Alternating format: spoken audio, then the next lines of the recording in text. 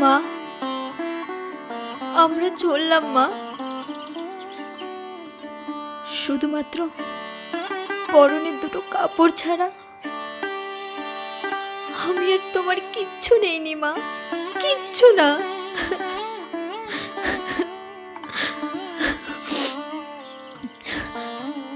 হ্যাঁ মা, লাঞ্ছনা আর ঘৃণার সমস্ত কালি মুখে মেখে আজ আমরা বিদায় নিলাম মা। তোমাদের সমাজে এটার বিচার হবে না, কিন্তু যাদের মহাপাতকের বোঝা মাথায় নিয়ে আজ আমাদের যেতে হচ্ছে, তাদের বিচার করবার জন্য অন্তত একজন আছে। তিনি ঠিক টের পাবেন। মা, ভালো থেকো মা,